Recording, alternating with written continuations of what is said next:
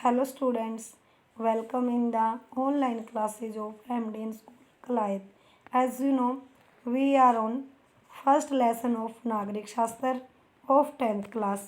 आज हम 10th class का नागरिक शास्त्र का फर्स्ट लेसन के अभ्यास के क्वेश्चन पढ़ेंगे। आइए विस्तार से पढ़ें।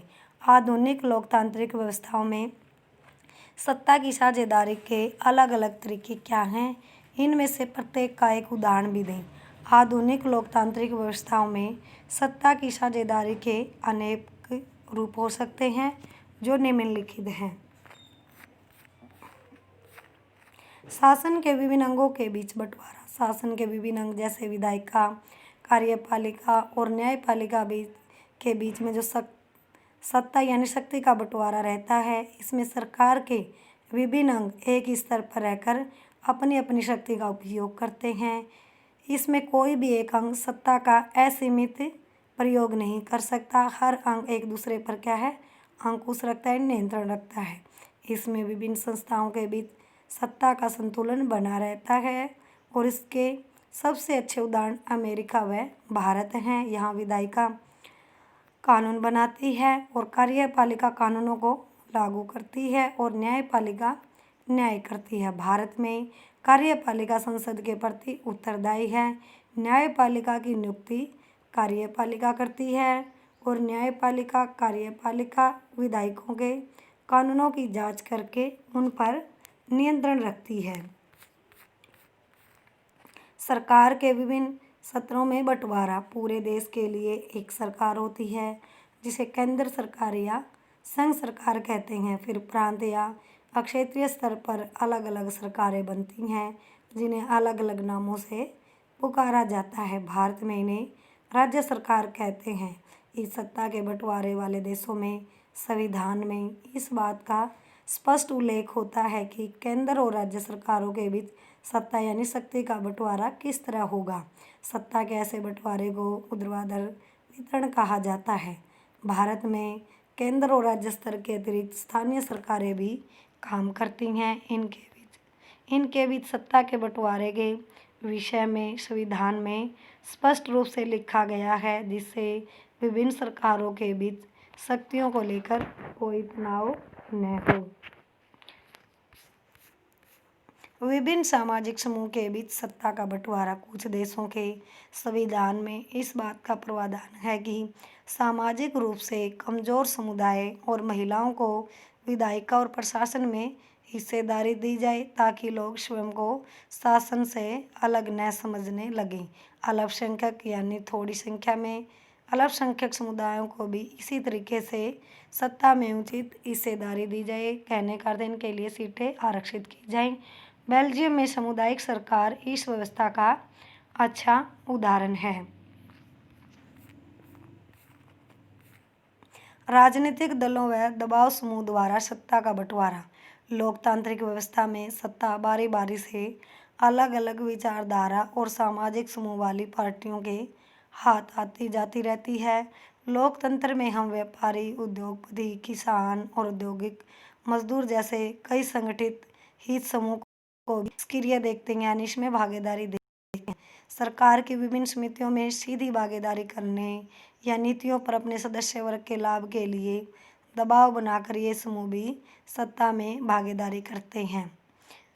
अमेरिका इसका अच्छा उदाहरण है। वहाँ दो राजनीतिक दल प्रमुख हैं जो चुनाव लड़कर सत्ता प्राप्त करना चाहते हैं, यानी शक्ति, तथा दबाव समूह चुनाव के समय व चुनाव जीतने के बाद जो राजनीतिक दल यानी जो पार्टियां हैं राजनीतिक, उनकी आर्थिक मदद करके जो सार्वजनिक तौर पर जो नीतियां नियम बनाई गई हैं उन नियमों को प्रभावित करके सत्ता में अपनी भागीदारी निभाते हैं। हमारा सेकंड क्वेश्चन है, भारतीय संदर्भ में सत्ता की हिस्सेदारी का एक उदाहरण देते हुए इसका एक युक्तिपरक और एक नैतिक कारण बताएं। भारत में सत्ता का बंटवारा सरकार के विभिन्न सत्रों के बीच हुआ है, जैसे केंद्र सरकार, राज्य सरकार और स्थानीय सरकार। युक्तिपरक कारण, भारत एक घनी आबादी वाला देश है, यानी भारत एक घनी जनसंख्या वाला देश है। पूरे देश के लिए एक ही सरकार के द्वारा कानून बनाना, शांति व्यवस्था बनाना संभव नहीं है। इसलिए सरकार को विभिन्न सत्रों में बांट दिया गया है और उनके बीच कार्यों का भी बंटवारा संविधान के अंदर लिखित रूप से कर दिया गया है, जिससे ये सरकारें बिना झगड़े देश के लिए और लोगों की भलाई को ध्यान में रखकर शासन कर सकें।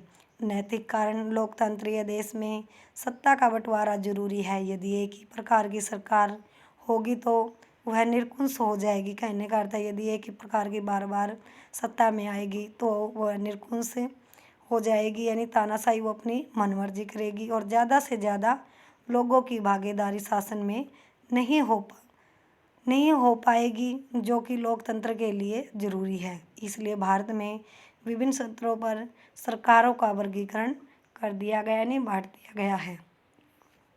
हमारा थर्ड क्वेश्चन है, इस अध्याय को पढ़ाने के बाद इन छात्रों ने अलग अलग निष्कर्ष निकाले। आप इनमें से किससे सहमत हैं और क्यों? अपना जवाब करीब 50 शब्दों में दें। थमन। जिन समाजों में क्षेत्रीय, भाषाई और जातीय आधार पर विभाजन हो, कहने का अर्थ है भाई क्षेत्र के आधार पर, भाषा के आधार पर और जात के आधार पर विभाजन हो यानी बंटवारा हो, सिर्फ वही सत्ता की साझेदारी जरूरी है। मथाई। सत्ता की साझेदारी सिर्फ ऐसे देशों के लिए उपयुक्त है जहाँ क्षेत्रीय विभाजन मौजूद होते हैं, यानी क्षेत्रों का बंटवारा। औसेप। हर समाज में सत्ता की साझेदारी की जरूरत होती है, भले ही वह छोटा हो या उसमें सामाजिक विभाजन न हो। हम औसेफ के निष्कर्ष से सहमत हैं कि हर समाज में सत्ता की साझेदारी की जरूरत होती है, भले ही वह छोटा हो या उसमें सामाजिक विभाजन न हो, क्योंकि सत्ता का बंटवारा लोकतांत्रिक व्यवस्थाओं के लिए ठीक है। सत्ता की साझेदारी वास्तव में एक लोकतंत्र की आत्मा है। लोकतंत्र का मतलब ही होता है कि जो लोग इस शासन व्यवस्था के अंतर्गत हैं उनके बीच सत्ता को, जो शक्ति को बांटा जाए और ये लोग इसी डरे में रहें। वह सरकार वही है जिसमें अपनी भागीदारी के माध्यम से सभी समूह शासन व्यवस्था से जुड़ते हैं। हमारा फोर्थ क्वेश्चन है, बेल्जियम में ब्रुसेल्स के निकट स्थित शहर मर्चटेम के मेयर ने अपने यहाँ के स्कूल में फ्रेंच बोलने पर लगी रोक को सही बताया। उन्होंने कहा कि इससे डच भाषा न बोलने वाले लोगों को इसे फ्लेमिश शहर के लोगों से जुड़ने में मदद मिलेगी। क्या आपको लगता है कि यह फैसला बेल्जियम की सत्ताधारी की समझदारी की व्यवस्था की मूल भावना से मेल खाता है? अपना जवाब करीब 50 शब्द में लिखें। तो इसका आंसर है, स्कूलों में फ्रेंच बोलने पर लगी रोक को सही बताना बेल्जियम की सत्ता की साझेदारी की व्यवस्था की मूल भावनाओं के खिलाफ है। बेल्जियम जो व्यवस्था अपनाई गई है उसमें सभी भाषाओं के लोगों को समान अधिकार दिए गए थे, इसलिए स्कूलों में फ्रेंच बोलने पर रोक लगाना सही नहीं है, क्योंकि ऐसा करने से फ्रेंच भाषी लोगों की भावनाओं का हनन होता है।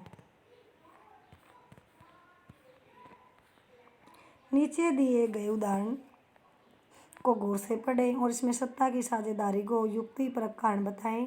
उनमें से किसी का एक चुनाव करें। महात्मा गांधी के सपनों को साकार करने और संविधान निर्माताओं की उम्मीदों को पूरा करने के लिए हमें पंचायतों को अधिकार देने की जरूरत है।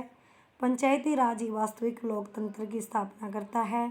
यह सत्ता उन लोगों के हाथों में सौंपता है जिनके हाथों में इसे होना चाहिए। भ्रष्टाचार को कम करने और प्रशासनिक कुशलता को बढ़ाने का एक उपाय पंचायतों को अधिकार देना भी है। जब विकास की योजनाओं को बनाने और लागू करने में लोगों की भागीदारी होगी तो इन योजनाओं पर उनका नियंत्रण बढ़ेगा। इससे भ्रष्ट और बिचौलियों को खत्म किया जा सकेगा। इस प्रकार पंचायती राज लोकतंत्र की नींव को मजबूत करेगा। इसका आंसर है, इस उदाहरण में बताया गया है कि पंचायतों के स्तर पर जो सत्ता है, जो पावर है, उसका बंटवारा जरूरी है, क्योंकि इससे भ्रष्टाचार कम होगा तथा प्रशासनिक कुशलता बढ़ेगी। जो पंचायतों के अधीन जब आम लोग स्वयं अपने विकास के लिए योजना बनाएंगे और उन्हें लागू करेंगे तो भ्रष्ट और बिचौलियों को समाप्त किया जा सकता है। जब स्थानीय लोग स्वयं योजना बनाएंगे तो उनकी समस्याओं का समाधान शीघ्र यानी जल्दी होगा, क्योंकि किसी स्थान विशेष की समस्याएं वहाँ के लोग भली भांति समझते हैं। इस प्रकार विकास करने के लिए जरूरी है कि पंचायतों को अधिकार सौंपे जाएं, जिससे लोकतंत्र की नींव मजबूत हो। आज हम यहीं तक पढ़ेंगे। जो हमारे थर्ड लेसन के अभ्यास के क्वेश्चन हैं वो कंप्लीट हो चुके हैं और मैंने ये क्वेश्चन जो आपको पढ़ाए हैं इनको आप राइट करोगे। Thank you students, have a nice day. घर पर रहें, सुरक्षित रहें।